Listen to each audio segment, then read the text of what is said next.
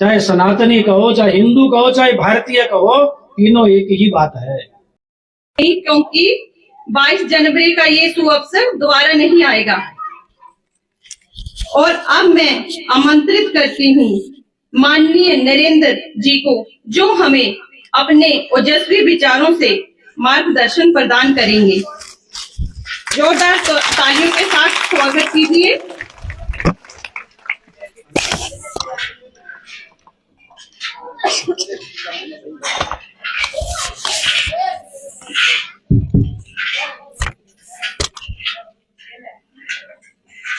भारत माता की, भारत माता की। थोड़ा जरा और जोर से आवाज आनी चाहिए ठीक से। भारत माता की।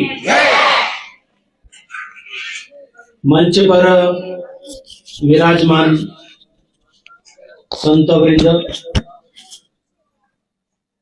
इस हिंदू सम्मेलन के आयोजक समिति की अध्यक्षा हमारी बहन कटोच जी, इस सभागार में हिंदू प्रेमी, धर्म प्रेमी, ऐसी हमारी माता बहनें और सज्जन वृंद। जैसा पूर्व वक्ताओं ने बताया कि इस हिंदू सम्मेलन का आयोजन क्यों किया जा रहा है, इसकी आवश्यकता क्यों पड़ी, तो इसके पीछे का एक जो बड़ा कारण बताया गया और वास्तव में भी है कि राष्ट्रीय स्वयंसेवक संघ नाम का एक संगठन जो चलता है,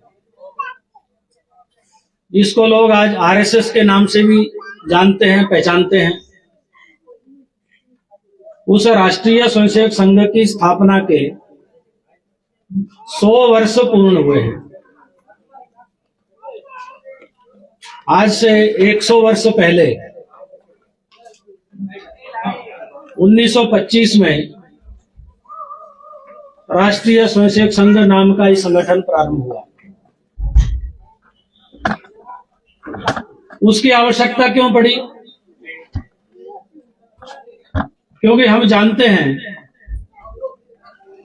कि उस समय अपना जो भारत है, अपना ये जो देश है, वो अपनी स्वाधीनता के लिए, स्वतंत्रता के लिए लड़ रहा था, संघर्ष कर रहा था। उस समय अंग्रेजों का शासन भारतवर्ष में था।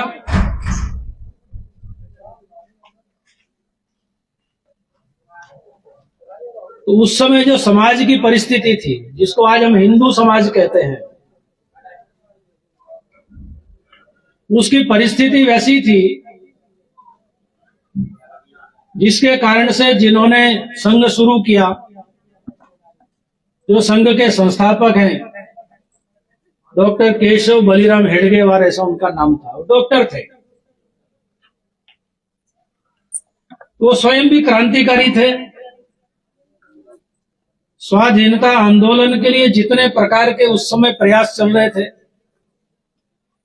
उन सब में वो भागीदार थे।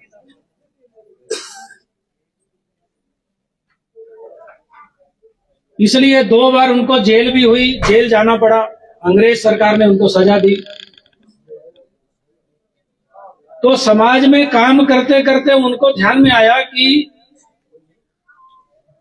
हमारा ये जो समाज है, हमारा ये जो राष्ट्र है, हमारा जो देश है भारत, वो इतना संपन्न देश था, वो ज्ञान से इतना भरपूर था कि विश्व गुरु उसको कहते थे, जगत गुरु कहते थे। इतना समृद्ध था कि भारत सोने की चिड़िया कहलाता था। इतना शक्तिशाली था कि एक समय के अंदर भी कोई बाहर का आक्रमणकारी भारत में आक्रमण करने की हिम्मत नहीं करता था। उसके बाद भी ऐसे 1500 से ज्यादा वर्ष हो गए, हमारा देश संघर्ष ही कर रहा है। विदेशी आक्रांता आते, आक्रमणकारी आते हैं, हमारे ऊपर शासन करते हैं। फिर उसके बाद कोई दूसरा शक्तिशाली और ताकतवर आता है, उससे भी क्रूर आता है, वो भारत में शासन करता है। इसका कारण क्या है? इतना ज्ञानवान देश, इतना समृद्ध, इतना शक्तिशाली देश, ऐसा हमारा समाज, सर्व गुणों से संपन्न समाज, हमारे कुछ जीवन मूल्य थे, एक दुनिया को देने के लिए बहुत अच्छी संस्कृति थी, दुनिया को दी भी हमने। इस सब के बावजूद ये देश की हालत ऐसी क्यों हो गई? हम क्यों गुलाम होते जा रहे हैं? अंग्रेजों के खिलाफ इतना बड़ा संघर्ष चल रहा है, एक दिन अंग्रेजों को भारत छोड़ करके जाना पड़ेगा, ये पक्का है। लेकिन इस बात की गारंटी क्या है कि अंग्रेजों के चले जाने के बाद भी जब हम स्वतंत्र होंगे तो हमारी स्वतंत्रता ये टिकी रहेगी, फिर से हम गुलाम नहीं बनेंगे। इसलिए उन्होंने एक अध्ययन किया, उन्होंने उस समय के जब बड़े बड़े क्रांतिकारी थे उनसे सबसे भी चर्चा की। लोकमान्य तिलक, सरदार भगत सिंह, महात्मा गांधी, सुभाष चंद्र बोस, इन सबके साथ उनकी चर्चा हुई कि इस स्थिति से समाज को बाहर निकालने के लिए कुछ करना चाहिए, समाज को बदलने का प्रयास करना चाहिए, समाज में परिवर्तन आना चाहिए, तभी हम स्वतंत्र रह सकते हैं। लेकिन सबका एक ही मानना था, एक ही कहना था कि पहले हम स्वाधीनता प्राप्त कर ले, अपने देश को स्वतंत्र करवा ले, फिर हमारा अपना राज होगा, अपना शासन होगा, तो उसके बाद हम अपने समाज को भी ठीक कर लेंगे, उसमें भी बदलाव लाएंगे। लेकिन डॉक्टर हेडगेवार ने कहा कि नहीं, ये दोनों काम साथ में चल सकते हैं, स्वाधीनता का आंदोलन भी चल सकता है, समाज परिवर्तन का काम भी साथ में चल सकता है। लेकिन उसके लिए कोई तैयार नहीं हो रहा था, तो डॉक्टर हेडगेवार को लगा कि नहीं, कोई अगर नहीं करता है तो मैं स्वयं इस काम को प्रारंभ करता हूं। इसलिए उन्होंने 1925 में विजयादशमी के दिन संघ नाम का संगठन शुरू किया। लेकिन उसके बाद भी उन्होंने क्रांति कार्य छोड़ा, ऐसा नहीं था, उसके बाद भी उस काम भी साथ साथ में करते रहे। इसलिए 1930 में महाराष्ट्र के अंदर जब गांधी जी ने नमक सत्याग्रह प्रारंभ किया, तो उस समय उन्होंने जंगल सत्याग्रह करके वो जेल में गए और 9 महीने तक फिर से कारावास में रहे, जेल में रहे। संघ का काम शुरू करने के बाद भी उन्होंने उस काम को नहीं छोड़ा, दोनों काम साथ में करते रहे। तो उस समय समाज की स्थिति क्या थी? तो पहली बात जो था कि हम अपने को भूल गए, हम कौन हैं?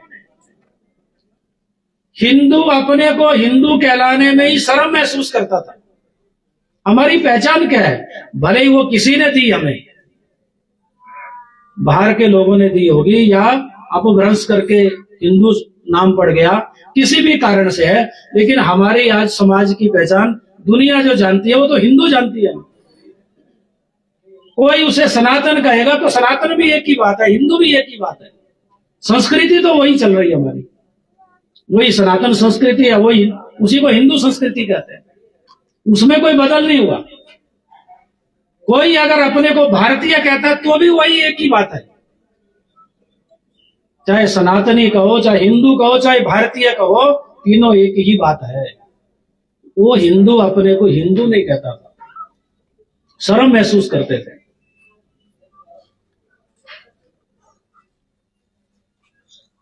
हालत ये थी कि उस समय बड़े जो लोग, समाज के जो चिंतक विचारक, उनमें से भी एक ने कहा कि हमें गधा कह लो लेकिन हिंदू मत कहो। इतनी शर्म महसूस होती थी। समाज एक नहीं था, संगठित नहीं था, छोटे छोटे भेदों के अंदर बंटा हुआ समाज। ये जो सामाजिक बुराइयां आ गई, कुछ सामाजिक कुरीतियां आ गई इन 1500 वर्षों के अंदर, समाज उससे ग्रस्त था। जाति भेद, छुआछूत, सती प्रथा, बाल विवाह, पर्दा प्रथा, इतने प्रकार की समाज के अंदर बुराइयां आ गई। इसलिए समाज आपस में बंटा हुआ, संगठन का भाव ही नहीं है। एक साथ मिलकर एक दिशा में चलना, एक विचार करना, ये समाज में होता ही नहीं था। उस समय लोग कहते थे कि कभी भी चार हिंदू एक दिशा में एक साथ नहीं चल सकते हैं। वो तभी चलते हैं जब पांचों उनके कंधे पर होता है। मजबूरी होती है, एक ही दिशा में जाना पड़ेगा। चार लोग हैं, चारों का अलग अलग मत है, अलग विचार है, थोड़ी देर इकट्ठा बैठेंगे, बातचीत शुरू होगी, आपस में झगड़ पड़ेंगे। ये समाज की स्थिति। देशभक्ति नहीं है। देश क्या है, समाज क्या है, उसके लिए कुछ करना है। अपना स्वार्थ पहले है, मैं और मेरा परिवार। इससे ऊपर ही नहीं उठ रहा समाज। तो डॉक्टर हेडगेवार ने कहा कि इस प्रकार का अगर समाज रहेगा तो कैसे हम अपनी स्वाधीनता को, स्वतंत्रता को बचा कर रख सकते हैं। इसलिए पहले समाज को ठीक करना पड़ेगा, समाज को बदलना पड़ेगा। समाज में जो दोष आ गए, समाज में जो कुरीतियां आ गई, इनको दूर करना पड़ेगा। लेकिन डॉक्टर हेडगेवार ऐसा सोचने वाले, ऐसा करने वाले पहले व्यक्ति नहीं थे। इससे पहले भी इस प्रकार के समाज सुधार के बहुत सारे काम चल ही रहे थे। अनेक लोगों ने उसके लिए प्रयास किए, चाहे राजा राम मोहन राय हो, चाहे गांधी जी हो, हमारे संत महापुरुष हुए। अनेक हजारों वर्षों की अपनी एक लंबी यात्रा है जो हमारे संत हुए, ऋषि मुनि हुए। उन्होंने समाज को बदलने के लिए, समाज में सुधार के लिए समय समय पर अनेक प्रकार के आंदोलन किए। उसमें से एक प्रयास डॉक्टर हेडगेवार ने भी प्रारंभ किया। उन्होंने कहा कि अगर इस समाज को बदलना है तो फिर एक एक व्यक्ति के अंदर परिवर्तन लाना पड़ेगा, एक एक व्यक्ति को ठीक करना पड़ेगा। व्यक्ति के अंदर देशभक्ति का भाव, निस्वार्थ भाव से समाज के लिए सोचने वाले, काम करने वाले लोग,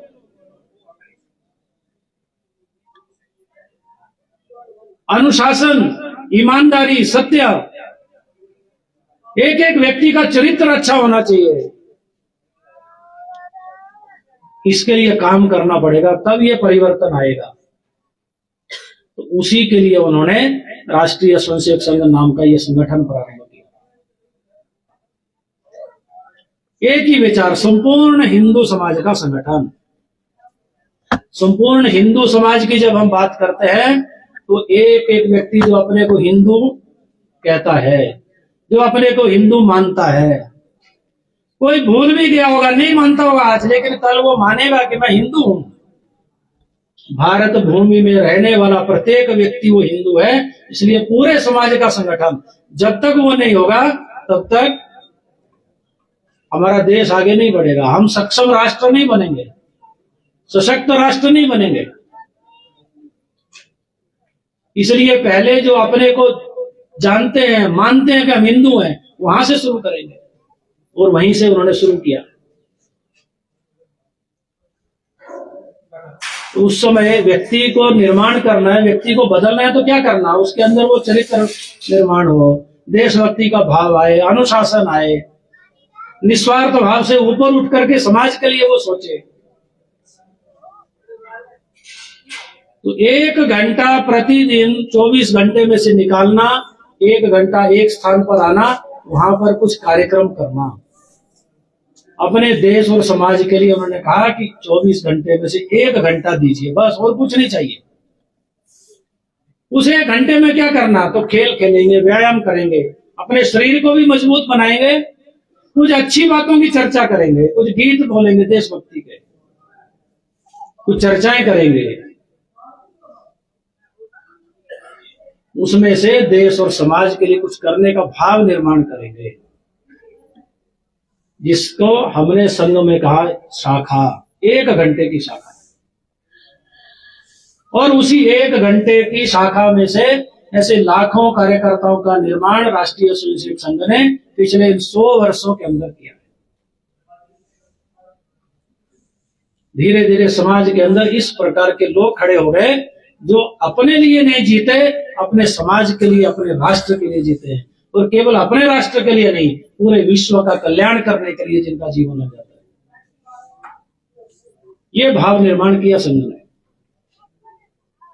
लेकिन जब हम ये 100 वर्ष की यात्रा का अनुभव करते हैं तो ये 100 साल की यात्रा कोई आसान नहीं है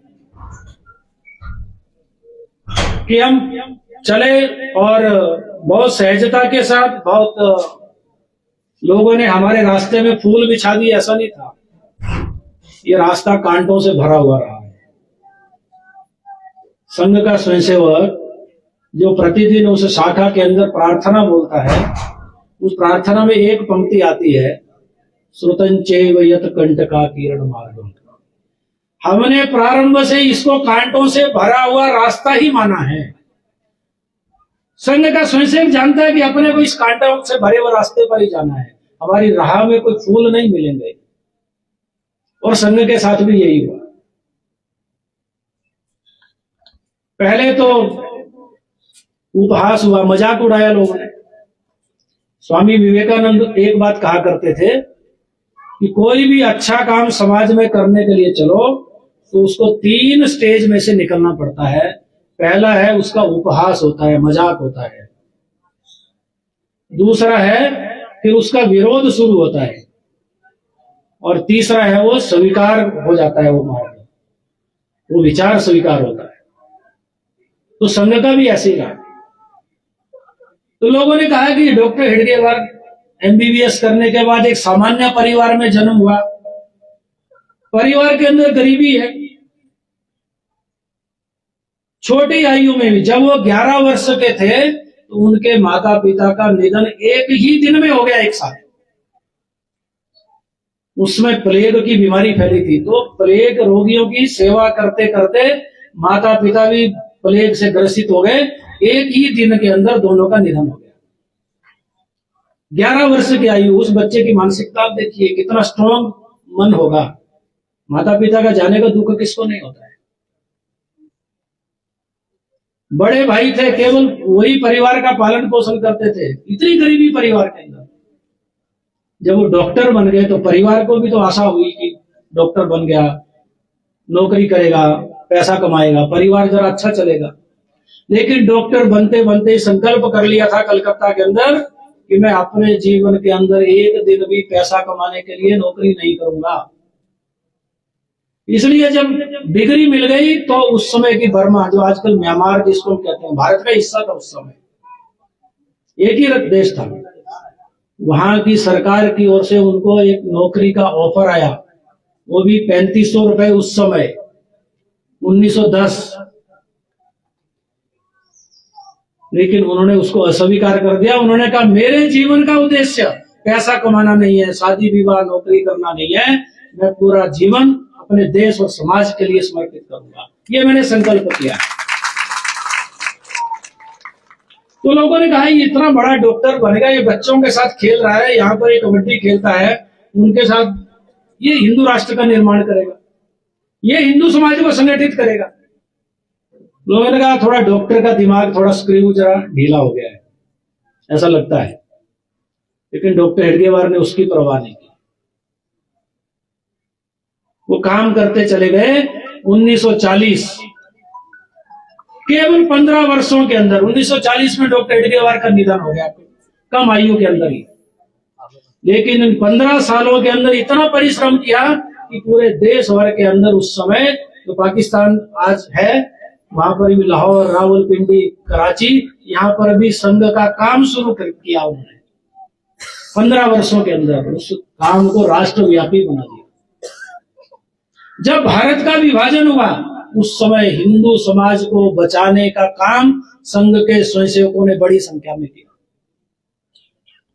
जो विस्थापित होकर के आए हिंदू, उनकी सेवा की, उनको लिए भोजन, रहने की व्यवस्था की, उनका विस्थापन किया। इसलिए संघ की जो प्रसिद्धि थी उस समय इतनी हो गई, एक शाखा के अंदर 200, 300, 500 लोग आ जाते थे, संभालना मुश्किल था।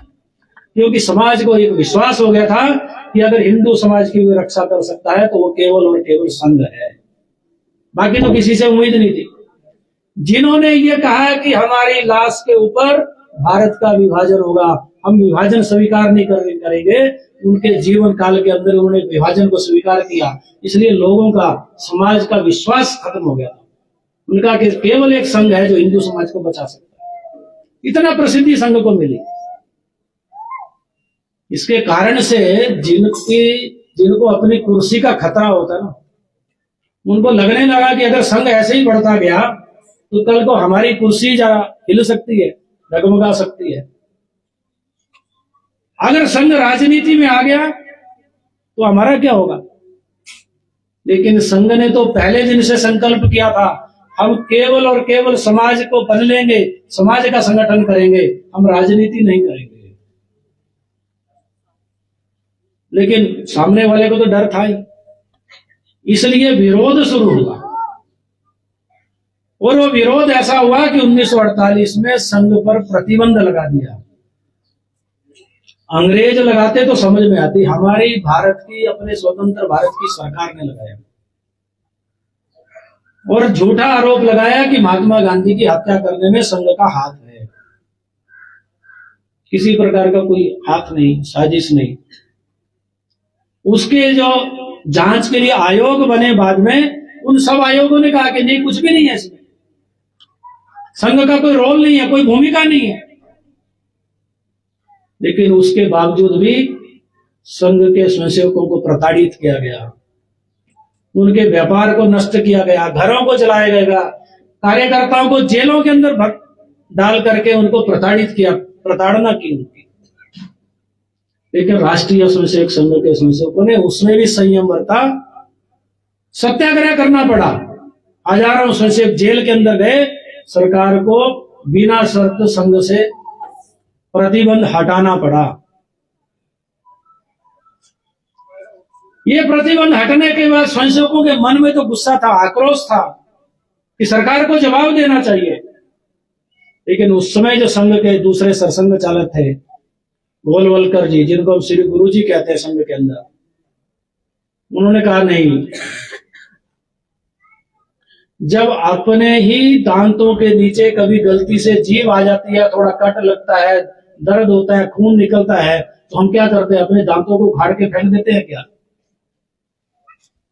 उनका हम दांतों को उखाड़ते नहीं है, ये समाज भी अपना ही है, ये भी सब अपने लोग हैं, इसलिए भूल जाओ, माफ करो, आगे बढ़ो। ये संघ ने उस समय भी किया। फिर से संघ का काम शुरू किया, फिर से संघ का काम बढ़ना शुरू हुआ। फिर धीरे धीरे और हम देशव्यापी होते चले गए। 1975 में जब आपातकाल लगा, इमरजेंसी जिसको कहते हैं, उस आपातकाल के अंदर भी बिना कारण से राष्ट्रीय स्वयंसेवक संघ पर प्रतिबंध लगा दिया। हजारों कार्यकर्ताओं के ऊपर मीसा लगा करके उनको जेलों के अंदर बंद कर दिया। फिर सत्याग्रह करना पड़ा लोकतंत्र की रक्षा के लिए। लोकतंत्र को बचाए रखना है, सुरक्षित रखना है तो सत्याग्रह करना चाहिए, यह निर्णय किया।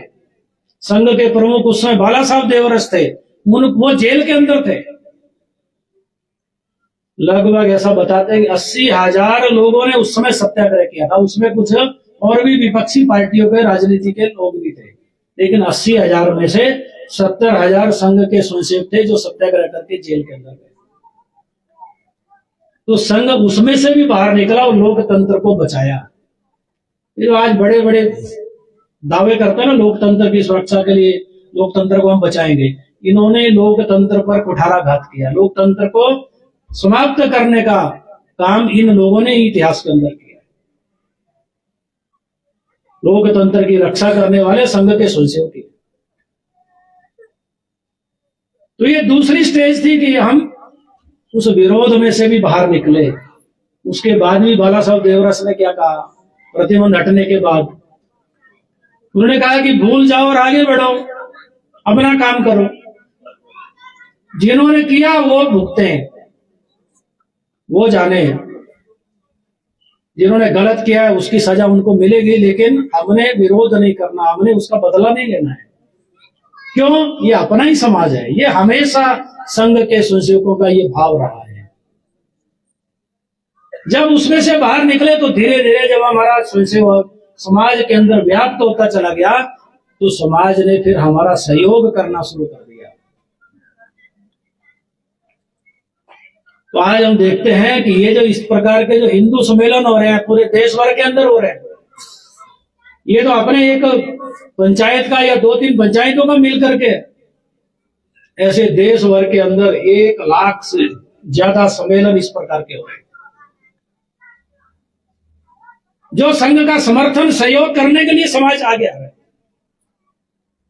आज हम समाज के बीच में जाते हैं तो समाज भरपूर समर्थन करता है, सहयोग करता है, अपेक्षा करता है कि संघ ने ये करना चाहिए।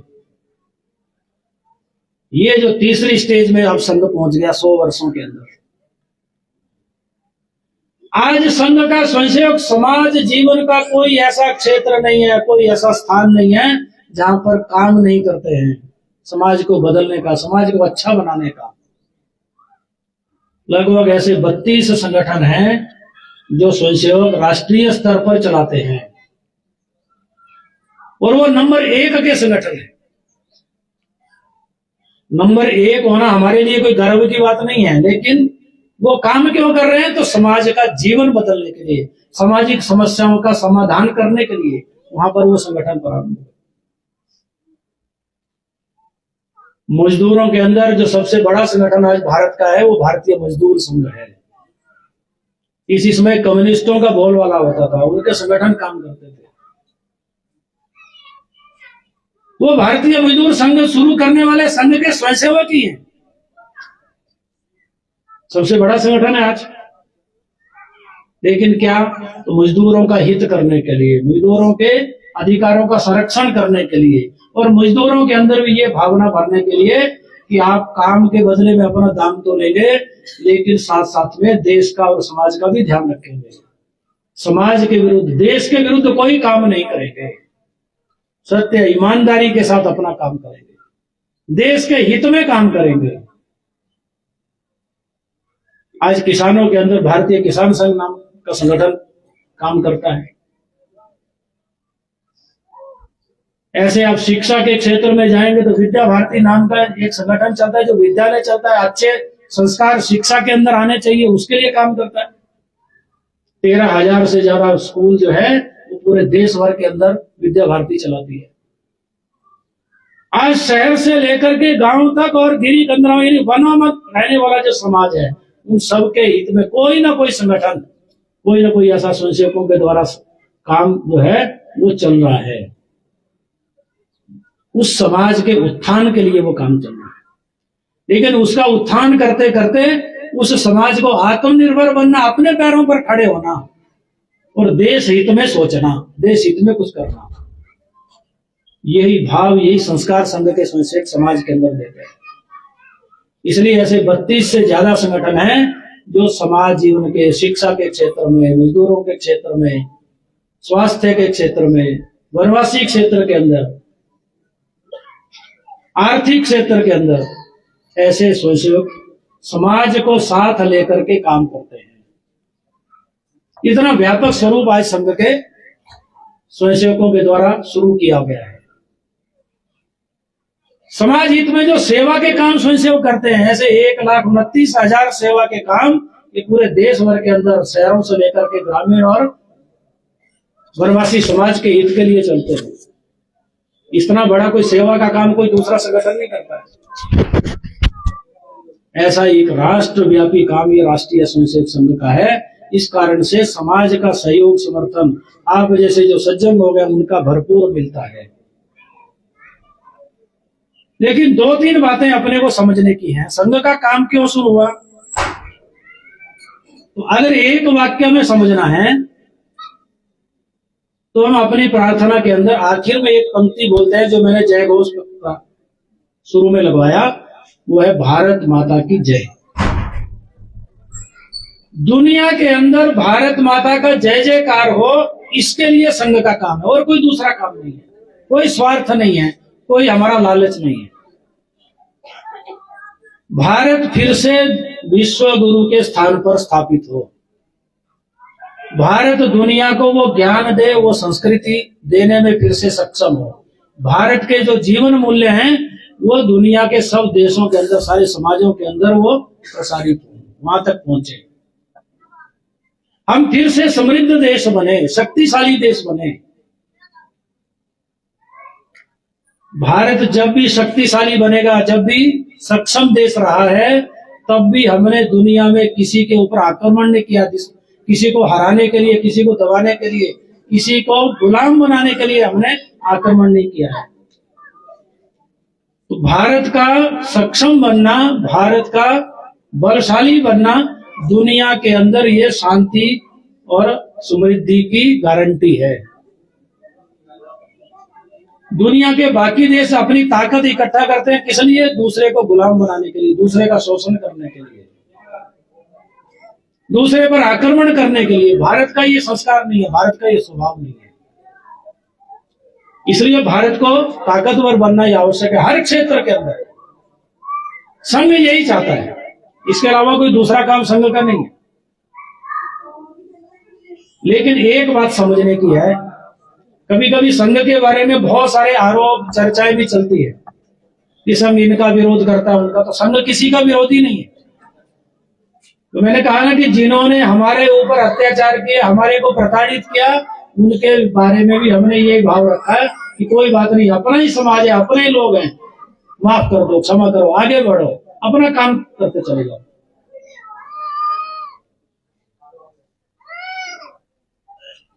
इसलिए अपने को मजबूत करना।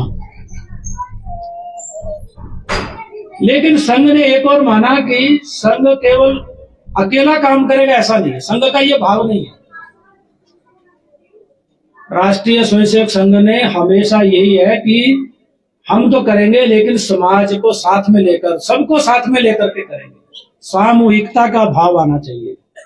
संगठन किसको कहते हैं? संगठन तब होता है जब सब मिलकर के साथ चलते हैं, उसी को तो संगठन बोलते हैं। अकेले अकेले चल रहे हैं तो संगठन नहीं है। कहीं हम किसी मेले के अंदर गए, वहां पर भीड़ बहुत सारी होती है, 10-20 हजार लोग होते हैं, तो वो सब उसको संगठन कहते हैं क्या? वो संगठित है क्या? नहीं है। क्यों? सब अपना अपने अलग अलग उद्देश्य के लिए वहां पर आए। जब एक विचार से, एक दिशा में सोचने वाले, एक साथ चलने वाले, एक साथ काम करने वाले लोग कहीं इकट्ठे होते हैं, उसको संगठन बोलते हैं। तो संघ यही चाहता है। और अगर संगठन करना है तो उसके लिए क्या आवश्यकता होती है? तो फिर अपनी कुछ जो कमियां हैं उनको दूर करना पड़ता है। समाज में जो कुछ दोष होते हैं उनको दूर करना पड़ता है। इसलिए संघ ने कहा कि हम केवल अकेले नहीं कर सकते कुछ भी, या और 4 संगठन है वो सब मिलकर के उतने से नहीं होता है। जब तक पूरा समाज उसके लिए काम नहीं करता है, तब तक कोई परिवर्तन नहीं आता है। समाज को बदलना है। समाज में जो गलत व्यवस्थाएं बन गई हैं, इन 1500 वर्षों की गुलामी के काल में या स्वाधीन होने के बाद भी हमारे 75-76 वर्षों के अंदर तो जो गलत व्यवस्था है उनको अगर बदलना है, तो वो बदलने के लिए समाज को पहले बदलना पड़ेगा। हमें स्वयं को पहले बदलना पड़ेगा।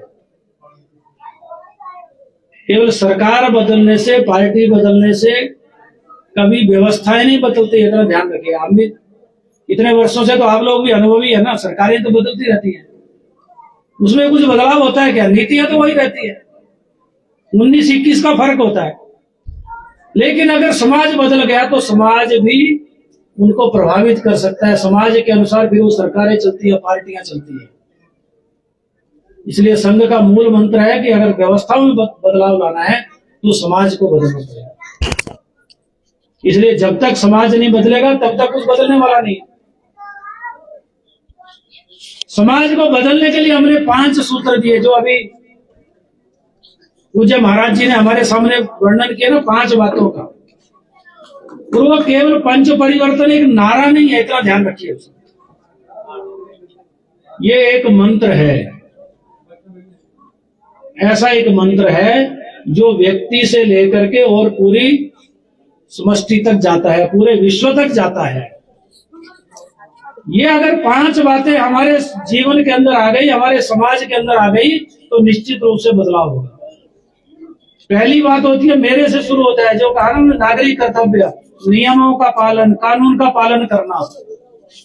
समाज जब इसको एक एक व्यक्ति अगर उसका पालन करेगा तो समाज में कोई अव्यवस्था हो सकती है क्या? कोई अनुशासन तोड़ सकता है क्या? कहीं पर ट्रैफिक जाम हो सकता है क्या? नहीं होगा। अब कहीं पर बिजली का बल्ब चल रहा है, छोटी सी बात है, सामान्य सी बात, वहां पर कोई है नहीं, जरूरत नहीं है, तो उस बल्ब को अगर करेंगे तो बिजली साल हिंदू सम्मेलन का आयोजन किया जा रहा है। और ये सीधी तस्वीरें देख रहे हैं, दर्शन 24/7। छोटी छोटी बातें, ट्रैफिक नियम से लेकर साथ बने रहे, अनुशासन पालन, कानून पालन, नियम पालन। और मैं आपका अपना सोशल मीडिया सेवक फौजी दोस्त कैप्टन सेवा नम्रता अशोक कुमार सनातनी। फिर दूसरा अगला स्टेप आता है साथ बने रहे। परिवार के लिए वो परिवार प्रबोधन, कुटुंब प्रबोधन जिसको कहा। हमारा परिवार ठीक होगा तो समाज भी ठीक होगा। तो आने वाली पीढ़ियों को हम क्या देके जा रहे हैं? आगे महाराज जी बता रहे थे ना कि हम प्रदूषण देके जाएंगे क्या? जहरीली हवा दे करके जाने वाले हैं क्या? पानी जो है वो स्वच्छ नहीं रहेगा तो क्या देने वाले हम? अपनी जमीन हम जहरीली बनाते जा रहे हैं। प्लास्टिक जो है वो जमीन को खराब कर रहा है, स्वास्थ्य को खराब कर रहा है। आने वाली पीढ़ी को हम दे क्या रहे हैं? क्या दे के जाने वाले हैं? इसका विचार करना होगा। इसलिए अपने परिवार के अंदर वो संस्कार, परिवारों में जीवन मूल्य, परिवारों के अंदर सामूहिकता, आने वाली जो पीढ़ी हमारी, उनको भी संस्कार देने की आवश्यकता परिवार से ही करनी पड़ेगी। तभी ये, चाहे वो नशे की आदत हो चाहे बाकी हो, ये जो बुराइयां समाज के अंदर आ रही है दूर होगी। तभी हमारा परिवार भी बचेगा, परिवार बचेगा तो समाज बचेगा। और तीसरा विषय वो समाज के लिए है, वो कौन सा है? तो समरसता। तो मैंने कहा ना कि संगठन कब होगा? जब हम एक रहेंगे, हम बंटे रहेंगे जाति के नाम पर, भाषा के नाम पर, क्षेत्र के नाम पर, शहर और गांव के नाम पर छुआछूत होगी तो कैसे होगी समरसता? हो ही नहीं सकती, समाज एक नहीं हो सकता। तो अगर समाज एक नहीं होगा तो समाज को तोड़ने वाली ताकतें तो ताक लगाकर बैठी हैं कि हम कैसे इनको विभाजित रखें, कैसे वो एक ना हो ताकि आगे ना बढ़ सके दुनिया के अंदर। भारत के लोग नहीं, भारत की भी कुछ ताकतें उसमें शामिल है, लेकिन बाहर की दुनिया के लोग भी उसमें लगे हुए हैं कि समाज को एक मत होने दो, बांट के रखो। तो वो समाज के स्तर पर वो समरसता आवश्यक है। फिर जब राष्ट्र की बात करते हैं, देश की बात करते हैं, तो वो जो स्व का बोध, अपने आप को पहचानना, हम कौन है, हमारे पूर्वज कौन है, हमारा इतिहास क्या, संस्कृति क्या है, इसको पहचानना पड़ेगा, उसको गौरव के साथ अपनाना पड़ेगा। राष्ट्र हमारा आत्मनिर्भर तब बनेगा जब हम स्वदेशी का पालन करेंगे, विदेशी कंपनियों का सामान नहीं प्रयोग करेंगे, तब हम आत्मनिर्भर बनेंगे, स्वावलंबी बनेंगे। स्वावलंबी बनेंगे तो समृद्ध बनेंगे, संपन्न बनेंगे, दुनिया को भी समृद्ध कर सकते हैं। और पांचवी बात है वो वैश्विक स्तर पर है, वो पर्यावरण है। हमारा पर्यावरण ठीक रहेगा तो दुनिया को हम उसका ज्ञान दे सकते हैं, उसको भी ठीक कर सकते हैं, क्योंकि हमारी ये संस्कृति के अंदर है पर्यावरण की सुरक्षा, पर्यावरण का संरक्षण करना। धीरे धीरे हमने उसको छोड़ दिया, भूल गए, इसलिए समस्या हो रही है। पेड़ों की पूजा, नदियों की पूजा, पानी की पूजा क्यों करते हैं हम? पहाड़ की पूजा कोई अंधविश्वास नहीं है, इसलिए क्योंकि ऑक्सीजन जीवन के लिए अनिवार्य है, आवश्यक है, इसलिए हम करते थे। हमारे संस्कृति परंपरा के साथ जोड़ दिया, रीति रिवाज के साथ जोड़ दिया। धीरे धीरे केवल हमारा वो कर्म कांड बन गया। शादी विवाह कोई फंक्शन होता है, उसके अंदर उसका पालन करो, क्यों कर रहे हैं पता ही नहीं है, करते जा रहे हैं, बस परंपरा बनती चली गई। एक नॉर्थ ईस्ट का, मैंने आसाम का उधर का उदाहरण सुना, किसी ने बताया कि वहां पर शादी में एक परंपरा है। क्या परंपरा है? कि हर शादी के अंदर एक बिल्ली मारनी है। अब वो क्यों शुरू हुई परंपरा किसी को पता नहीं। तो थोड़ा कोई खोजी आदमी होगा, थोड़ा दिमाग लगाया, उसने जरा पीछे जाना तो चाहिए इतिहास में, ये बिल्ली का बलि देने की या मारने की परंपरा कैसे शुरू हो गई। उन्होंने कहा कि एक बार गलती से क्या हुआ, किसी से जहां पर हम पूजा वगैरह करते हैं ना शादी के समय, क्या बोलते हैं उसको, शांत, जहाँ पूजा होती है शादी की, तो वहां पर वो एक बिल्ली बार बार आ रही थी। तो कोई वहां पर बैठे हुए पंडित जी, उनको गुस्सा आया, उन्होंने कोई जरा भारी चीज उठाई, वो बिल्ली को मार दी। वो बिल्ली को सिर में लगी, वो बिल्ली मर गई वहां। अब उन्होंने कहा कि अब इसको छुपाना पड़ेगा, नहीं तो लोग कहेंगे तुमने तो क्या आप शगुन कर दिया शादी। उसने वो टोकरी के नीचे छुपा दिया उसको। वो टोकरी पड़ी रही 2-3 दिन। जब वो साफ सफाई होने लगी, बाद में हवन समूद को पानी में प्रवाहित करना है, तो किसी ने देखा टोकरी हटा के, तो बिल्ली मरी है, बिल्ली है इसके नीचे। उसने ध्यान में आया उनको कि अच्छा बिल्ली भी मारते हैं शादी में। वो परंपरा ही बन गई, वहां रीति रिवाज बन गया, ये क्या है। तो कई बार हम ऐसे करते हैं, वो मानते रहते हैं, करते रहते हैं। क्यों? हमारे जरा बुजुर्ग करते थे, पूर्वज करते थे, क्यों कर रहे हैं, उसका अर्थ क्या है, वो हमारे जीवन में आना चाहिए ना, हमारे व्यवहार में आना चाहिए, हमारी आदत में आना चाहिए। तो राष्ट्रीय स्वयंसेवक संघ का इस शताब्दी वर्ष के बाद ये 5 बातें जो है, इसको समाज को अपने जीवन में लाना है। स्वयंसेवक तो करेंगे, वो कर भी रहे हैं, लेकिन हम सबको भी उसको करना है, तभी ये बदलाव आएगा, तभी भारत जो है दुनिया का एक समृद्ध देश बनेगा, बड़ा देश बनेगा। और वो नेतृत्व करने की क्षमता में आज भारत है और उस दिशा में आगे बढ़ रहा है। इसलिए हम सबको ये काम करना पड़ेगा। जहां पर संघ के स्वयंसेवक आएंगे, आपका सहयोग करेंगे। जहां आपको लगता है कि संघ के स्वयंसेवकों की जरूरत है, आप उनके पास जाइए। वो नहीं मिलते हैं, नहीं आते, तो भी हम अपने आप करना शुरू करें। कोई स्वयंसेवक को नहीं करना, संघ नहीं करना, ऐसा नहीं है, हम सब ने करना है, सबकी जिम्मेदारी है। ये जो आज हम हिंदू सम्मेलन कर रहे हैं, कोई एक बार संघ की शताब्दी 100 वर्ष तो फिर और इंतजार करेंगे तो 100 साल के बाद आएगा। तो 100 साल का इंतजार करना है, या इसके लिए हमने जो यहाँ पर समिति बनाई, हम जो अच्छे लोग, सोचने वाले लोग हैं समाज के लिए, हम इसको हर वर्ष जो है वो अपना ग्राम उत्सव के रूप में मनाएं।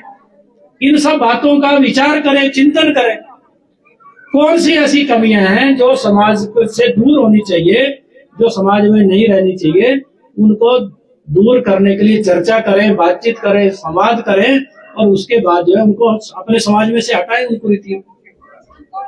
क्योंकि सामाजिक दोषों को दूर करना है तो समाज को एक होना पड़ेगा, समाज को उसका चिंतन मंथन करना पड़ेगा। तो ये सारी बातें जो है वो संघ इसलिए बता रहा है कि अपने देश भारत को दुनिया का एक सर्वश्रेष्ठ देश बनाना है, जो दुनिया को मार्ग दिखा सके आने वाले इन सारे संकटों से। क्योंकि दुनिया आज संकटग्रस्त है और भारत की ओर वो देख रही है। तो ये भारत की जिम्मेदारी है, दायित्व है कि दुनिया के सुख समृद्धि के लिए कुछ काम करना। उसके लिए लेकिन अपने आप को वैसा बनाना पड़ेगा। हमारा समाज अपने आप वैसा होगा तो हम दुनिया को कुछ दे सकते हैं, और पहले भी भारत ने दुनिया को बहुत कुछ दिया है। तो राष्ट्रीय स्वयंसेवक संघ का एक यही उद्देश्य है, भारत माता की जय, भारत में का दुनिया के अंदर सम्मान बढ़े, जय जयकार हो, इसी के लिए संघ काम कर रहा है। लेकिन वो केवल अकेले नहीं करेगा, समाज को साथ लेकर करेगा। आप जैसे जो सज्जन लोग हैं, सज्जन शक्ति है, उसका दायित्व है कि सब मिलकर के जो है इन सब बातों को अपने गांव से शुरू करना, अपने परिवार से शुरू करना, अपने से शुरू करना, तो अपने आप ही ये देश के अंदर, समाज के अंदर व्याप्त होगी। इतना एक विषय लेकर के मैं आपके सामने अपने शब्दों को विराम देता हूँ। बहुत बहुत धन्यवाद।